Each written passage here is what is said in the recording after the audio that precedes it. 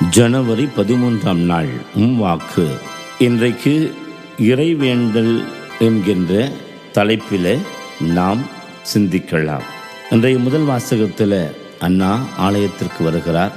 ஏழி பார்க்கிறார். அவர் பிதற்றுவதை ஏதோ அதிகாலை வேளையில் குடித்து விட்டவர் உளறுவது போல இருக்கிறது என்று தவறாக நினைத்தாலும், அண்ணாவோ ஆண்டவருக்கு முன்னால் மகப்பேற்றிற்காக மடிப்பிச்சை கேட்கிற அந்த இறைவேண்டலில் ஈடுபடுகிறார்.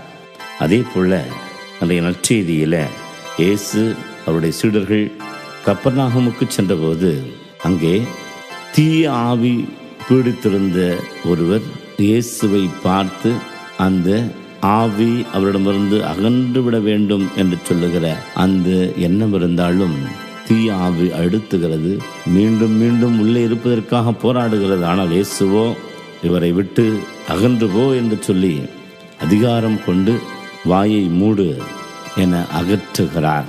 இன்று நம்முடைய மன்றாட்டுக்களை எல்லாம் ஆண்டவர் கேட்கிறார். மார்க்கு நற்செய்தி 11ஆம் அதிகாரம் 24வது வசனத்தில், நீங்கள் இறைவிடம் வேண்டும்போது எவற்றையெல்லாம் கேட்கிறீர்களோ அவற்றை பெற்றுவிட்டீர்கள் என்று நம்பி கேளுங்கள், நீங்கள் நம்பியபடி நடக்கும் என்று சொல்லுகிறார். மேலும் யோவான் முதல் கடிதத்தில் நாம் எதை கேட்டாலும் ஆண்டவர் நமது வேண்டுதல்களுக்கு செவி சாய்க்கிறார் என்று சொல்லுகிறார். நம்முடைய வாழ்வில் நாம் நம்மை பிடித்திருக்கிற தீமைகளிலிருந்தும் அடிமைத்தனங்களிலிருந்தும் ஆண்டவரே எங்களை விடுவியும் என்று சொல்லி நாம் கேட்கிற பொழுது நம்மை விடுவிக்கிற கடவுளாக இயேசு ஆண்டவர் இருக்கிறார். அண்ணாவின் ஜெபத்தை கேட்டு மகப்பேற்றினை கொடுத்த ஆண்டவர் இன்றைக்கு இதே போல எத்தனையோ பேர் குழந்தை பாக்கியத்திற்காக ஏங்கி தவித்துக் கொண்டிருக்கிறார்களே, அவருடைய தேவைகளையும் அவருடைய கண்ணீரையும் பார்த்து தேவைகளை பூர்த்தி செய்ய வல்லவராக இருக்கிறார்.